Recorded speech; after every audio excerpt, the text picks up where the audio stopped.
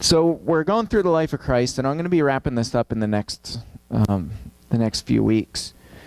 And we may or may not come back to Luke as we wrap this up, but we've kind of been walking through the book of Luke, but we started in Luke towards the end. So some of the verses that we're going to skip today are verses that we covered at the beginning of this class, so that's why we're kind of skipping around a little bit. So I just like Luke's account for a couple reasons, and one is that Luke really prides himself on history and putting events. They're both stacked thematically, but they're also more chronological than some of the other gospel writers. So I don't know. I like Luke. There are a lot of stories that are unique to Luke. So I think that's been another fun thing. But Luke has this overall theme. I know you're probably tired of hearing this, but I think, again, it's important to understand the context of Luke. Luke has this overall theme of dying to yourself and knowing that Jesus is going to die, knowing that we're going to die, that we need to empty ourselves of ourselves, and we need to take up our cross daily, and we need to follow him. And, death is inevitable, but so is the resurrection. And so Luke's stories are stacked in a way that all revolve around this overall theme of dying to yourself and living for Christ. So last week we talked about the parable of the persistent widow. This week we're going to go to the next parable, and then we're going to jump over to John. Okay, Luke chapter 18, starting in verse 9. He also told this parable to some who trusted in themselves that they were righteous. Now that'll preach, right? Does that fit anything that we see today? People who trust in themselves that they were righteous and treated others with contempt. This is an interesting word, and I want to zoom in on this word for contempt for a little bit. The word means to completely reduce somebody to nothing. It's one of those words that's redundant. The word is exoutheneo. So eutheneo means to reduce to nothing. Ex means out of or completely to take away. So it's a redundant word. So it's like it's a more forceful word than to completely empty or to empty somebody of something. To reduce them to nothing, it means has a sense of to completely empty somebody to the point of they're empty. So that's the word for contempt. So it's not like our sister Wendy who gets annoyed at certain people. Thank you for being honest, Wendy, by the way. You could have lied and been like, yeah, I just love everybody. See, that's what I like about this congregation, honesty. Because, right? Isn't that a shame when we pretend like we just love everybody, but inside we despise them? Yes, please do. Surveys are in the back. You can keep them anonymous. Yeah. So this isn't just having an opinion about somebody, being opinionated about somebody or disliking somebody. This is actually looking down the brim of your nose at people and to the point where you think of them as nothing. And isn't that a shame? Because these are people who trust in themselves that they're righteous, yet the polar opposite is the truth, that these are people who are hateful, they're spiteful, they look down on other people, not just look down on them, but they loathe them. They despise them. So I think it was important to really focus in on this, because sometimes, we hear contempt and we're just like, oh, well, they just get annoyed. Of course, I'm a Christian. I get annoyed at people. That's not what this means.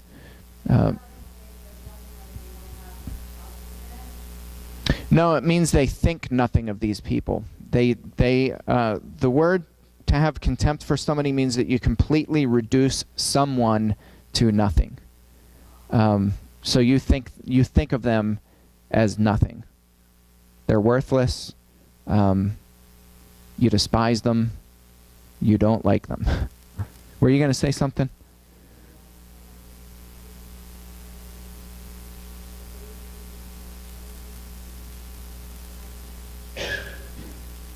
Yeah.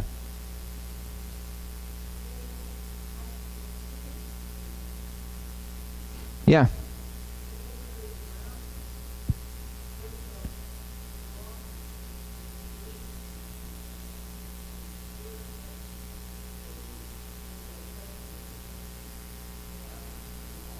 Yeah.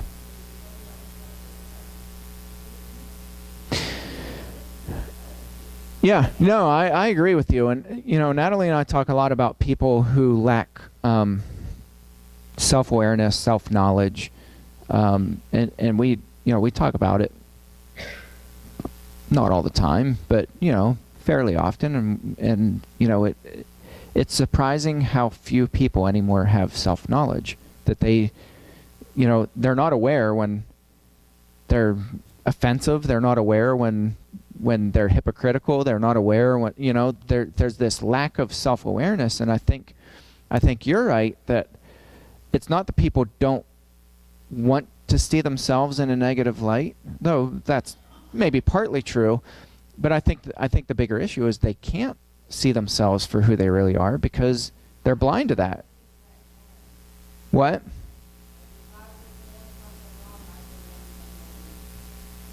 Yeah, the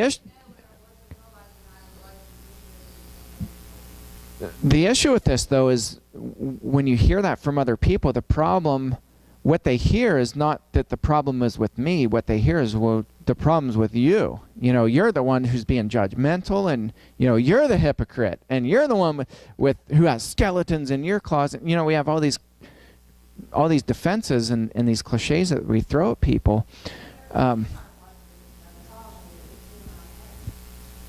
That's true. In your heart. That's right.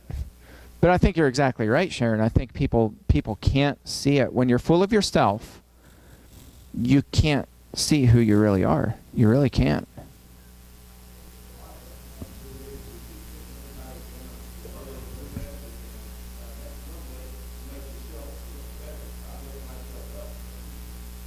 Yeah, the irony in that is that it makes you look like a complete, jerk. No. And so, Jesus is really focusing on, I think this is important too. Luke records that he told the parable to some who trusted in themselves. I don't want to exaggerate here and say, it was tons of people and it was many people. Luke doesn't use those words. Luke says there were some. So I have to assume that this wasn't the majority of the Pharisees who felt this way. I think it was a small group, and who knows how many, but Luke doesn't say Jesus said this to many who trusted in themselves that they were righteous. He uses the word some, and I think that's important. So to that small group, however small that was, they trusted in themselves that they were righteous and treated others with contempt, or they completely reduced them to nothing. 2 men went up into the temple to pray, one a Pharisee and the other a tax collector. The Pharisee, standing by himself, by the way, I think it's interesting that Jesus starts with the Pharisee, because Jesus knows the outcome of this parable. The people listening don't. And so keep in mind, these are people who are trusting in their own righteousness, who Jesus is addressing, and he begins with this Pharisee, and he gives us context. So think of how they would be thinking of this as Jesus is speaking it. So that when they hear Jesus describing this, they're like, yeah, of course he walked in. He walked in, and the guy stands by himself, the Pharisee standing by himself, prayed thus: God, I thank you that I'm not like other men, extortioners, unjust, adulterers, or even like this tax collector. Now think of, in their minds, the people who think of other people with contempt, and the people who trust in their own righteousness, or they trust in themselves that they're righteous. They're hearing this and they're like, that's a solid prayer. Thank you. You're thanking God. You're giving him praise that I'm not unjust. I'm thanking him that, I'm not an adulterer. In their minds, I think they're thinking, man, this guy's thanking God that he's kept him from temptation.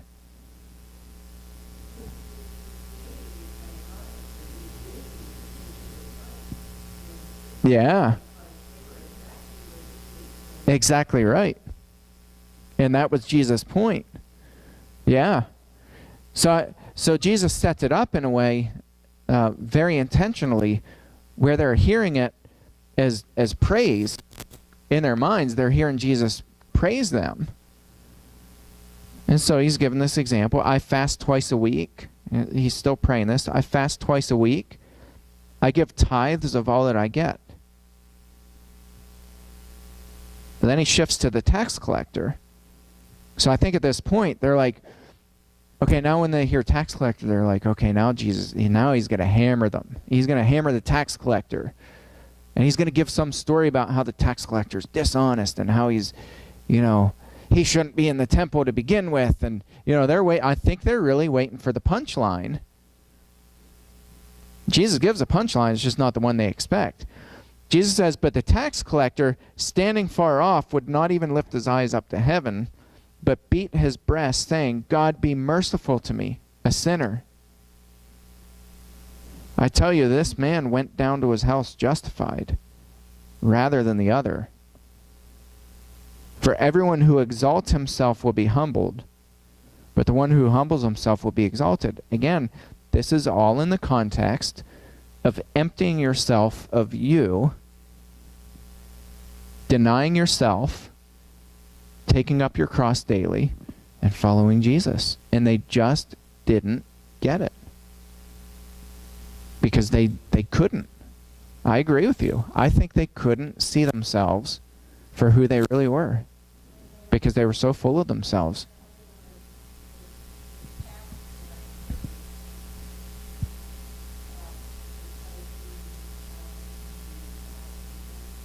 Mm-hmm.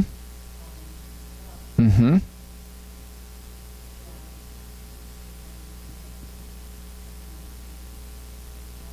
Yeah, and he's confessing himself a sinner. And he's not proud of it. I mean, the guy's, his head is down, which means what? He's not proud. And it's not, he's humble. It's not a fake prayer. He's not faking it. I think the guy's genuinely, legitimately humble, and he's begging God for mercy. And Jesus says he's the one who's justified, not the one who's doing all these great things. And don't minimize either that these are great things. It's just that this Pharisee's not humble about doing these great things. He's thanking God. Thank God that I'm not like these other people. That's a horrible prayer. At least not bad sinners. Yeah, really, right? So, I don't want to. I think there's not a whole lot more to add to that, but I think it's really, really important that we need to be careful, because it's so easy to get sucked into that trap, and I see this often where Christians are making unchurched people feel like total garbage about themselves, because we trust in ourselves with our own righteousness, and listen to that prayer. On the surface, it sounds like a good prayer, doesn't it? God, I thank you that, you kept me from temptation. I thank you that you didn't you didn't make me like these other people that, I'm not living in extreme poverty, and I'm not living this bad lifestyle, and I'm not squandering money, and I'm not doing all these things. I'm not cheating on my spouse. Thank you, God. We hear that, right, as we're given thanks to where thanks is due, but Jesus is demonstrating, rightfully so, that this is a horrible prayer. Because you're trusting in yourself and for your own righteousness. And you need to be humble, and you need to empty yourself of yourself. And it's not about how many tithes you give, and it's not about fasting, and it's not about doing those things and getting recognition for them, right? It's about begging for mercy. It's about acknowledging your sin. It's about feeling horrible about that sin and asking God to rescue you and redeem you. I'm going to switch over to John chapter 9. That's where we're going to land for the rest of this. Now, these stories they're not connected. In fact, this story is unique to John. John chapter 9. And we're probably not going to get through this completely, but we will finish it up next week, because it's all of chapter 9 is this story. It's a lengthy story. It's the man who's born blind. John chapter 9, starting in verse 1. As he passed by, he saw a man blind from birth. And his disciples asked him, "Rabbi, who sinned, this man or his parents, that he was born blind?" Jesus answered, "It was not that this man sinned or his parents, but that the works of God might be displayed in him." Now, I don't want us to mishear this either. We have the advantage. We know the end of the story, right? We know that the guy's healed. My question is this: what if the guy wasn't healed? Could Jesus say the same statement? That's right.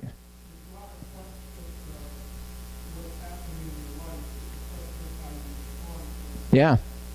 Yeah, that's exactly right. So, I think this is one of the passages that, for lack of a better term, they become weaponized by Christians. Where we use these and we throw these scriptures at people and we show them, like, look, if we become Job's friends, right? If all these bad things are happening in your life, there must be some hidden sin. There must be something that you're doing, because this is the God we serve, right? Listen to the words of Jesus, and we twist them, and or we repackage them, and we say, look, Jesus himself said it. It's not that he sinned or his parents, but that the works of God might be displayed in him. And so, bad things happen to good people. We can acknowledge that, but it's so that they can be healed, and so that the works of God can be evident to all. And and we twist it to where unbelievers are like, but that wasn't my case. My baby died, and I prayed to God. I begged God. I was on my hands and knees begging God. We had a family here, remember, who they had a daughter that was my daughter's age. They were here for a time, and their daughter had a brain tumor, and they were skeptical of God to begin with, but they very hesitantly came, and they hoped, and they prayed, and they begged, and they pleaded, and they had people all over the world literally praying for their daughter, and people, pouring out, and people were on schedules. People did prayer schedules where there were 24 hours a day people were praying for their daughter.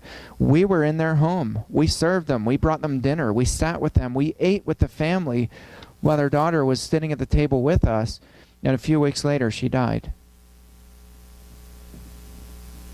How do you explain this passage and the truth of this passage to that family? We need to be very careful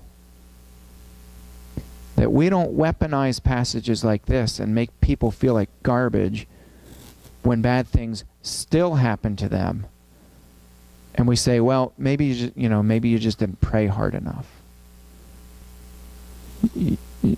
I don't want to stand anywhere near anybody at Judgment Day if they're making statements like that to people. And I'm serious. I don't want to stand anywhere near people when they make those statements.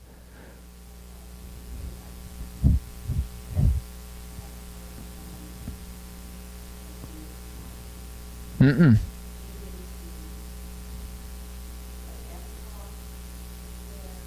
Yeah.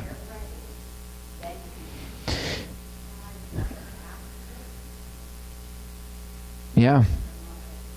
And we talked about this recently. And we talked on a Wednesday night. We talked about Job. We were going through Job, and we were talking about his friends. And for a while, Job's friends were wonderful, excellent. They were marvelous. They couldn't have done anything better, and they did nothing more than sat in silence, complete and total, utter silence. There is a season when us trying to comfort people prematurely is the worst thing we can do. To try to offer comfort, to use affirming, and again, don't mishear me. I think people mean well. I don't think they have bad intentions in trying to comfort people, but we need to be okay with being uncomfortable. We need to sit in people's discomfort with them, and that's a very uncomfortable thing to do. It's awkward. It's emotionally draining. To sit there and not know what to say, to literally not have an answer, and to sit in silence is a discipline. It's a discipline. And it's the best thing that we can do for a season. There is a time when you can circle back, and then you can offer comfort, and comforting words. And Paul in 2 Corinthians chapter 1.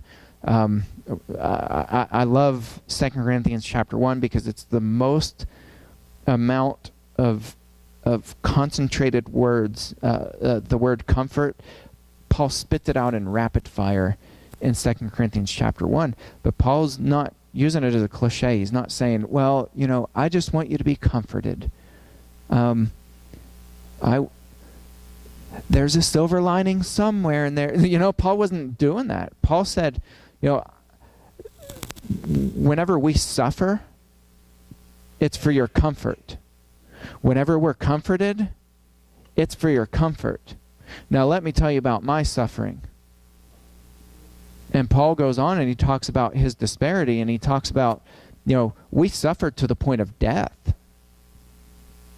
They literally thought they were going to die. And Paul says, and this is for your comfort. Paul's speaking from a place of humility. He's speaking from a place of tenderness, which for Paul I think was a discipline. Paul knows when to dial it down and when to speak softly to people. And if you read, I still, when I read 2 Corinthians chapter 1, if I read it in silence, and if I read it when I'm not distracted, I weep when I read chapter 1 of 2 Corinthians. Paul's so gentle and so tender and so different than where Paul is other places, where Paul's like almost mean. Yeah, I know. I was trying to be nice. But I think it's so important. So my point is, we need to be very careful not to weaponize scriptures and just puke those at people, or give people a list. Giving people a list of Bible verses when their lives are absolutely just a total train wreck is not only anti-productive. I think it hurts them. And so we need to have the discernment and ask God for that discernment to know when to be silent, and when to use scriptures. There is a time. There's a time and a place. Absolutely, there's a time and a place. So I think we need to have that discernment and just realize when people are broken, when people despair, we don't just start throwing Bible verses at them. Yeah.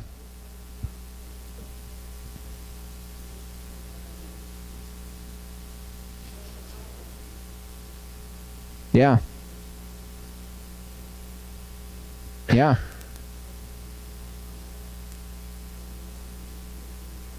Yes. People remember above all else when people are in moments of tragedy and despair and trauma, above all else, and I promise you this, they remember presence.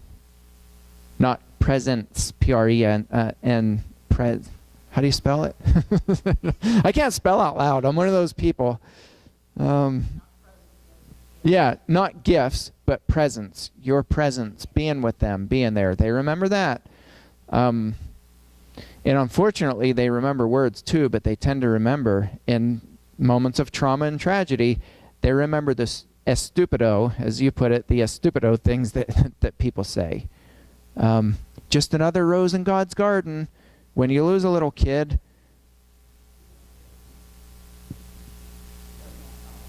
what they hear is, why did God take my rose?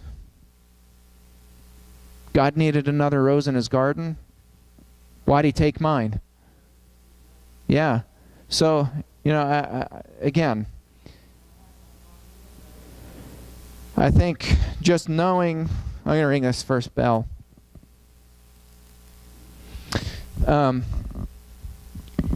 Just understanding, and I think Charles is absolutely right. In Jesus, John 9, chapter 3, again, he answered, it's not that this man sinned or his parents, but that the works of God might be displayed in him. I don't think Jesus is talking about his healing. I think you're right. Jesus is talking about his disposition. And the guy's absolute humility. And you look at this guy, and he's just incredible. Verse 4, we must work the works of him who sent me while it is day. Night is coming when no one can work. As long as I'm in the world, I am the light of the world. Having said these things, he spat on the ground and made mud with the saliva. Then he anointed the man's eyes with the mud and said to him, go wash in the pool of Siloam, which means sent. So he went and washed and came back seeing. Question, why didn't Jesus, as he did time and time again, why didn't Jesus just speak healing into this man? Why spit in the ground? Why make mud? And why anoint this guy's eyes with mud? Pop quiz.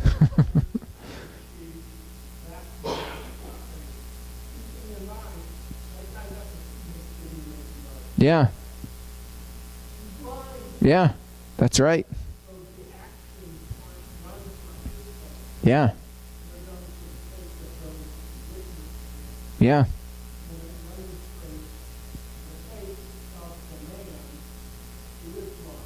Yeah. Yeah.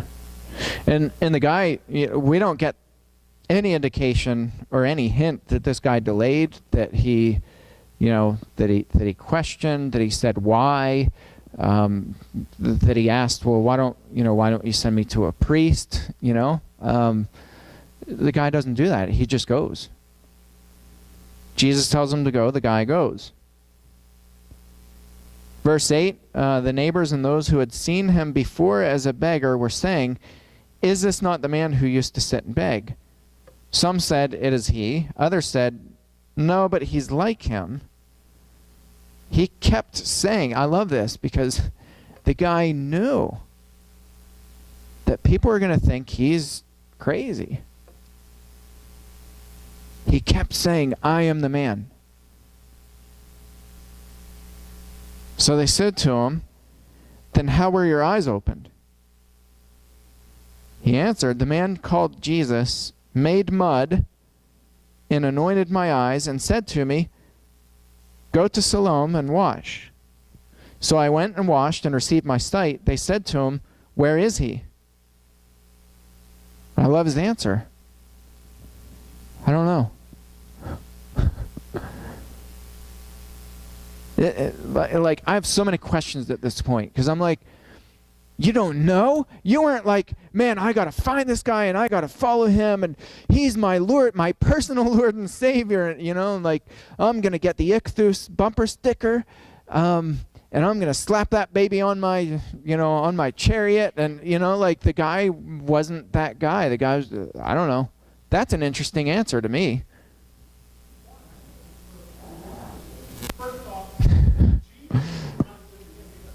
Yeah. Mm-hmm. Well, not anymore. Yeah. Right, right.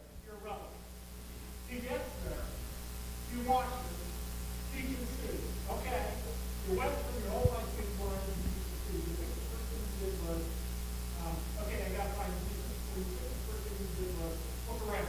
Yeah, yeah. Secondly, I didn't, not even sure where I was to begin with. Yeah. Much less, he's traveling alone, and guess what? I don't know where he is. See, I think I'd be hunting them down. I'd be like, man, I'm just thinking of myself. Maybe I'm just selfish. Yeah. Yeah. It's interesting, too. The guy wouldn't know what Jesus looked like. Yeah. Yeah.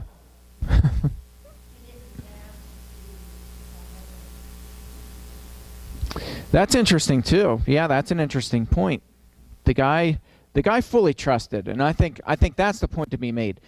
Jesus said, "Go," and I think too. You said that spitting on the ground and making the mud, anointing the guy's eyes was for the crowd.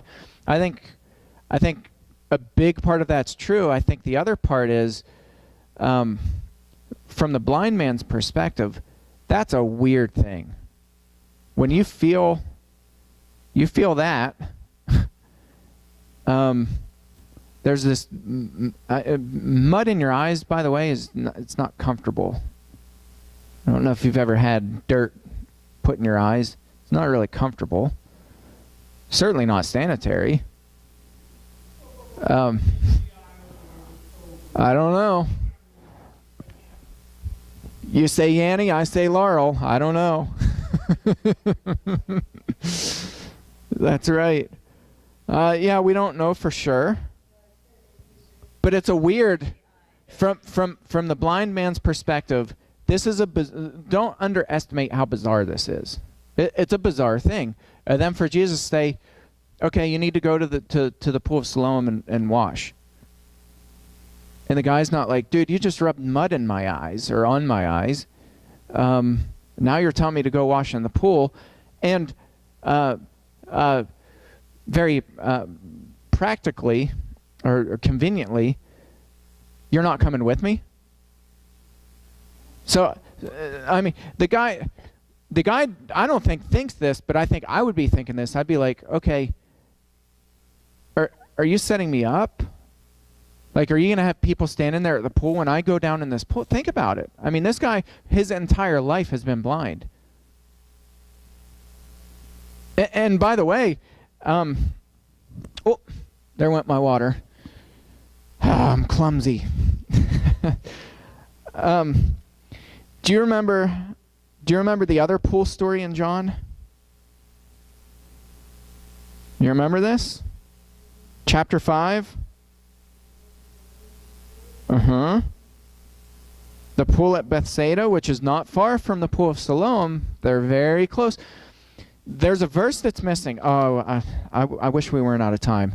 I'm going to hit this really quickly because this is important. Look in your footnotes. First of all, look for verse 4 in the chapter. Verse 4 is absent. Does anybody? Chapter 5 of John. Does your Bible skip from verse 3 to 5? It's actually in the text. Some translations put it in the text. The ESV removes it from the text and puts it down in the footnote. Verse 4 says this. The reason they put it in the footnote is because the latest transcripts don't have verse 4. Verse 4 is missing. It was added later. Verse 4 is not original to John. John didn't write verse 4. Verse 4 says this, "For an angel of the Lord went down at certain seasons into the pool and stirred the water. Whoever stepped in first after the stirring of the waters was healed of whatever disease he had." Now picture this scene.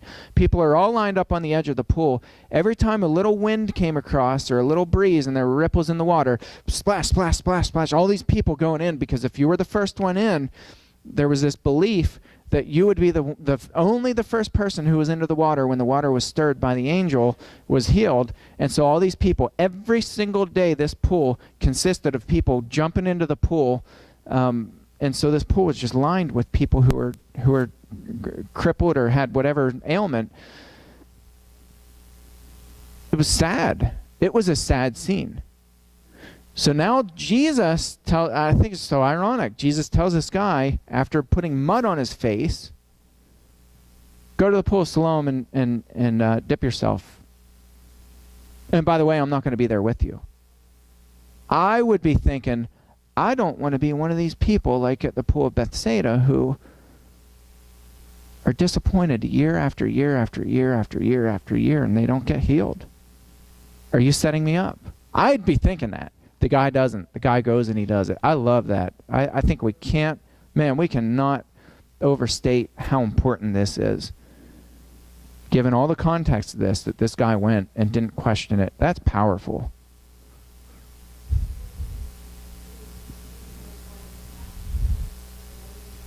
Yeah. Yeah. Yeah.